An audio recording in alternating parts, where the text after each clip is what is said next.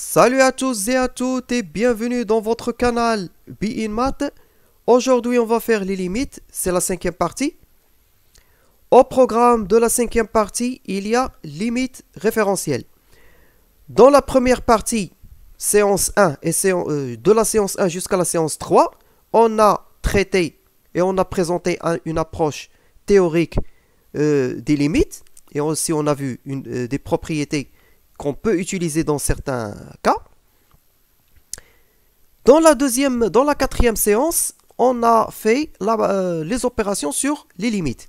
Et là, on a acquis les outils nécessaires pour approcher ou pour pouvoir calculer n'importe quelle limite, effectivement et à la main. Maintenant, la matière nécessaire pour calculer les limites, pour calculer n'importe quelle limite, et ainsi pouvoir appliquer ce qu'on a fait en quatrième séance, on va le faire maintenant dans ce paragraphe limite référentielle. Parce que toutes les fonctions sont, en effet, une somme de monômes de puissance comme ceux-là, ou des inverses comme ceux-là. Alors, pour la limite du monôme x à la puissance n, pour la limite, donc, si vous calculez la limite à plus l'infini, ça sera toujours plus l'infini. X à la puissance n va tendre toujours vers plus l'infini. Si, par contre, vous la calculez à moins l'infini, eh bien, regardez la parité de votre puissance. Si votre puissance est paire, si n est paire, alors ça sera plus l'infini. Si votre puissance, c'est-à-dire la puissance n est impaire, vous aurez moins l'infini. Pour le cas de 1 sur x à la puissance n, c'est-à-dire les inverses de ceux-là. Alors, 1 sur x à la puissance n, quand x tend vers 0, ça vous donne 0 plus. Alors, 0 plus n'est intéressant que si vous êtes encore en train de faire... Vous avez besoin pour déduire une autre limite. C'est-à-dire, vous avez besoin pour l'utiliser, pour calculer une autre limite. Ça vous intéresserait de savoir si c'est 0 plus ou 0 moins. Sinon, c'est 0 direct. Alors, pour limite, quand x tend vers moins l'infini de 1 sur x à la puissance n, regardez une fois de plus la parité de votre n. Quand ça tend vers moins l'infini, regardez la parité de votre n, de votre puissance. Si c'est pair, c'est plus l'infini. Si c'est impair, c'est moins l'infini. Pour la limite de 1 sur x à la puissance n, mais cette fois, quand x tend vers 0 à droite. 0 à droite. Alors, 1 sur x à la puissance n, elle vous donnera plus l'infini. Si vous calculez la limite en 0 à gauche de 1 sur x à la puissance n, regardez une fois de plus la parité. Toujours dans le négatif, vous regardez la parité. Alors, si n est pair, plus l'infini. Si n est impair, c'est moins l'infini. Voilà. Voilà, c'est tout. Alors, si votre fonction f est une fonction positive, quel que soit l'endroit où vous calculez la limite, en un point ou à l'infini. Alors, la limite de la racine carrée de votre f, de racine carrée f de x, c'est la racine carrée de la limite f. La seule condition que vous avez, c'est que f doit être positif pour qu'elle puisse se mettre sous la limite. Voilà. Voilà quelques limites remarquables, et ce sont les limites trigonométriques. Alors, là où il y a une fonction trigonométrique, vous ne pouvez jamais calculer une limite sans utiliser ces limites remarquables. Alors, limite de sinus x sur x quand x tend vers 0, c'est 1. Limite de tangente x sur x quand x tend vers 0, c'est 1. Et limite de 1 moins cosinus de x sur x au carré quand x tend vers 0, c'est 1 sur 2. Et ça va de soi, et c'est pratique lorsque vous voulez, si vous pouvez utiliser des changements de variables. U de x, et parce que justement la fonction i de x qui apparaît ici, c'est souvent, le plus souvent, c'est un changement de variable. Alors vous pouvez mettre sinus u de x comme ça. Alors sinus, si vous